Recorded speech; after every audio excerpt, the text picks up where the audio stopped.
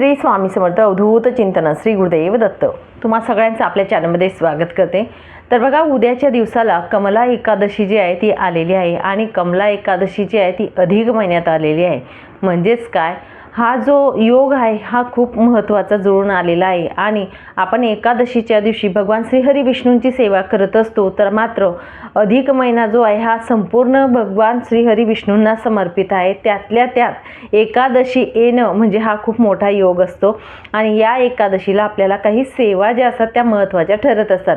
आत्तापर्यंत जे काही 8-10 दिवस झाले, या दिवसांमध्ये तुम्हाला सेवा करायला जमलं नाही, एकादशीच्या जे सेवा आहेत त्या चुकवू नका। तुमचं जे फलप्राप्ती असतं ते अधिक मिळण्यासाठी नक्कीच एकादशीच्या दिवशी तुम्हाला या सेवा करता येऊ शकतात। आता एकादशीच्या दिवशी आपल्याला कुठल्या सर्व करायचे ते आपण बघणार आहोत। तर 27 तारखेला बुधवारचा वार आहे, त्या दिवशी कमला एकादशी आलेली आहे। या दिवशी आपल्याला सगळ्यात सर्वप्रथम सांगेल, उपवास जर करता आला तर नक्कीच उपवास करावा। उपवास केल्याने आपल्याला खूप जास्त पटीने पुण्यप्राप्तीही लाभत असते। मात्र तुम्हाला गोळ्या औषधी असतील, तुमचे काही प्रॉब्लेम असतील तर उपवास करू नका। तुम्ही नुसत्या सेवा केल्या तरी सुद्धा चालतील, पण जर शक्य झालं तर नक्कीच उपवास करा। ज्यांचा नेहमीची एकादशीचा उपवास असतो त्यांचा तर आहेच, पण जे आपण म्हणजे सर्वसाधारण सगळे लोक जे असतात त्यांनी सुद्धा उपवास केला तरी सुद्धा चालेल। त्यानंतर दुसरं तुम्हाला सांगेल, बघा, एकादशीच्या दिवशी आपल्या घरामध्ये आता ज्या काही मूर्त्या देवघरामध्ये असतील, म्हणजेच बघा, भगवान श्रीहरी विष्णूंची मूर्ती तुमच्या देवघरात असेल, बालाजी भगवानांची मूर्ती जर असेल, ती नसेल तर ही, किंवा आपल्या घरामध्ये बाळकृष्णांची मूर्ती असेल, किंवा मग विठ्ठल रुक्मिणीची मूर्ती असेल, या मूर्तींपैकी जी काही मूर्ती असेल त्या मूर्तीवर तुम्हाला अभिषेक करायचा आहे। अभिषेक अगदी पाण्याने करा, पंचामृताने करा, दुधाने करा, मधाने करा, तुम्हाला जे साध्य होईल त्या पद्धतीने तुम्ही करू शकतात। तर अभिषेक हा करायचा आहे। अभिषेक करत असताना पुरुष सूक्त जे आहे ते 16 वेळा म्हटलं तर अतिउत्तम। पुरुष सूक्त म्हणून आपल्याला अभिषेक करायचा आहे। अभिषेक करत असताना पुरुष सूक्त हे संस्कृत किंवा प्राकृतमध्ये म्हटलं तरी सुद्धा चालेल। नाहीच तुम्हाला शक्य झालं तर ओम नमो भगवते वासुदेवाय पुरुषोत्तमाय नमः हा मंत्र म्हणून आपल्याला अभिषेक करायचा आहे। हा मंत्र 108 वेळा म्हणू शकतात किंवा अगदी 11 वेळा म्हटला तरीही चालेल, किंवा ओम नमो भगवते वासुदेवाय नमः हा सोपा मंत्र आहे। हा मंत्र म्हणून सुद्धा तुम्ही अभिषेक करायचा आहे मूर्तीचा। आणि या मूर्तींपैकी ज्या काही मूर्त्या असतील त्या सगळ्यांचा केला तरी चालेल, किंवा एक मूर्ती असेल तिचा केला तरी सुद्धा चालेल। मूर्तीचा अभिषेक करून आपण देवघरामध्ये विराजमान करायचे आहे। त्यानंतर वस्त्र वगैरे परिधान करायचे आहे, धूपदीप दाखवायचा आहे आणि आपल्याला दिवसभरामध्ये जेव्हा शक्य होईल तेव्हा तुम्हाला या सेवा करायच्या आहेत। आता सेवा करत असताना कुठल्या सेवा त्यामध्ये येत असतात, तर सर्वप्रथम तुम्हाला सांगेल, यामध्ये विष्णू सहस्रनाम किंवा विष्णू सहस्रनामावली हे एकच आहे। जे विष्णू सहस्रनाम असतं त्यामध्ये नामावली दिलेली असते, त्यामुळे दोघींपैकी एक सेवा केली तरी सुद्धा चालेल। तुम्हाला नाही जमलं तर मोबाईलवर लावून द्या तरीही चालेल।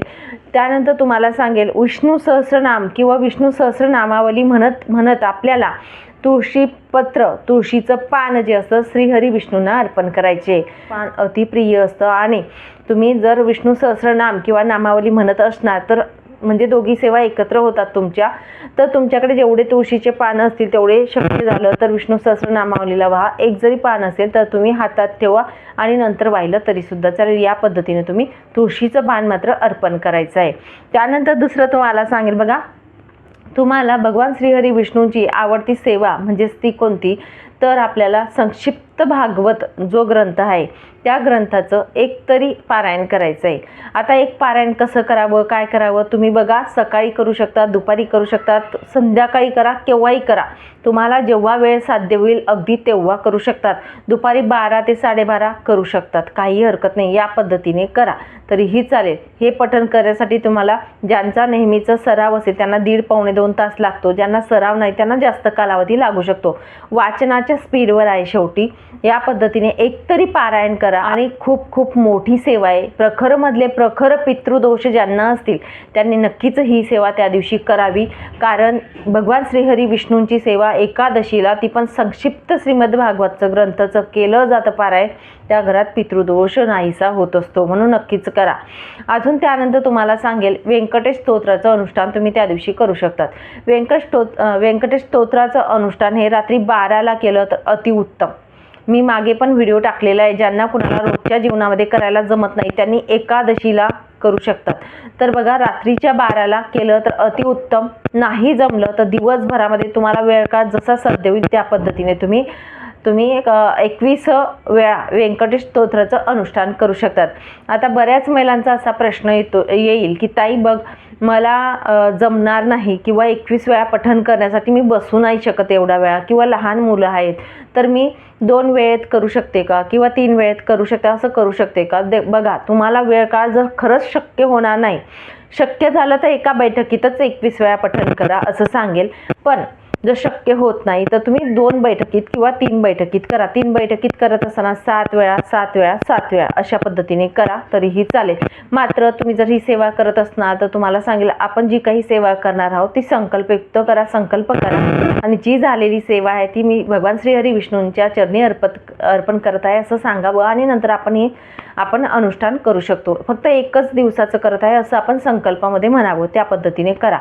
त्यानंतर तुम्हाला सांगेल, भगवान श्री हरी विष्णूंची सेवा म्हणजेच काय, गीतेचा 15वा अध्याय जो आपल्या नित्यसेवेच्या ग्रंथामध्ये दिलेला आहे. तर 15वा अध्याय आपल्याला पठण करायचं आहे.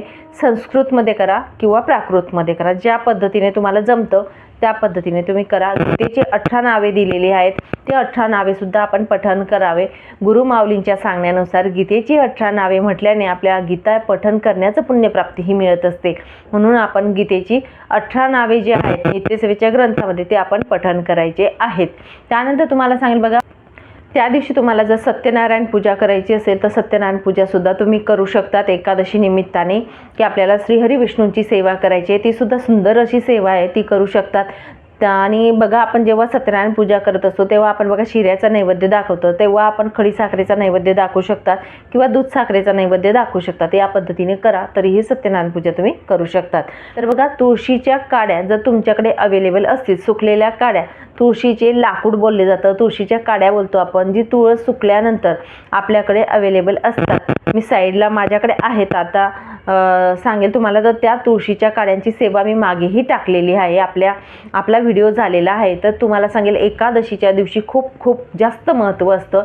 जर तुमच्याकडे असतील तर तुळशीच्या काड्यांची ज्योत लावली जाते, वात लावली जातात. तर या वाती तुम्ही जर बघा ही सेवा करणार असणार, व्यंकटेश स्तोत्र असू द्या, कुठलीही सेवा घ्या, यापैकी जर तुम्ही करत असणार किंवा तुळशीच्या काड्या ज्या संध्याकाळच्या वेळा किंवा सकाळी प्रज्वलित करा, आणि प्रज्वलित करत असताना भगवान श्री हरी विष्णूंचा मंत्र जप करा तरीसुद्धा चालेल.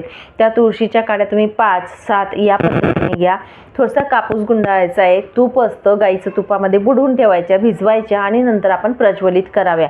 त्यानंतर प्रज्वलित केल्यानंतर भगवान श्री हरी विष्णूंची जी सेवा असते कुठलीही घ्या, विष्णू गायत्री मंत्र घ्या किंवा ओम नमो भगवते वासुदेवाय नमः, ओम नमो भगवते वासुदेवाय पुरुषोत्तमाय नमः हा मंत्र घ्या, किंवा तुम्ही विष्णू सहस्रनामावली पठण करत आहेत तेव्हा सुद्धा तुम्ही प्रज्वलित केल्या वाती तरीसुद्धा चालेल. या पद्धतीने तुम्ही तुळशीच्या सुकलेल्या काड्या जर असतील तर हा खूप सुंदर असा प्रभावी असा उपाय सेवा आहे. भगवान श्री हरी विष्णूंची आवडती सेवा आहे. म्हणून जर तुळस वैकुंठी गेली असेल तर त्या वैकुंठी गेलेल्या तुळसच्या काड्या ज्या असतात त्या आपण सांभाळून ठेवा, आणि अशा वेळी आपल्याला कामात येत असतात. आपण नक्कीच हा दिवा प्रज्वलित करून, हा असा एक दिवा प्रज्वलित करून या सेवा नक्कीच करू शकतो. तर सुंदर अशा सेवा आहेत ज्या तुम्हाला जमल्या नाहीत या 8 दिवसांच्या कालावधीमध्ये, तर नक्कीच या सेवा तुम्ही एकादशीला अर्पण करा. या महिन्यातलं तुम्हाला पुण्यप्राप्ती, या 8 दिवसाची पुण्यप्राप्ती एका दिवसात मिळून जाईल. ठीक आहे. तर जी झालेली सेवा किंवा सांगितलेली सेवा आहे ती खूप महत्त्वाची आहे. नक्कीच ही सेवा आपल्या घरात सगळ्यांनी करायची आहे आणि भगवान श्री हरी विष्णूंच्या चरणी अर्पण करायची आहे. अधिक पुण्यप्राप्ती आपल्याला करून घ्यायचं आहे. चला मग इथेच थांबते. झालेली सेवा ही महाराजांच्या चरणी अर्पण करते, विष्णूंच्या चरणी अर्पण करते आणि इथेच विराम घेते. नंतर अजून भेटेल अशाच व्हिडिओसोबत. श्री स्वामी समर्थ.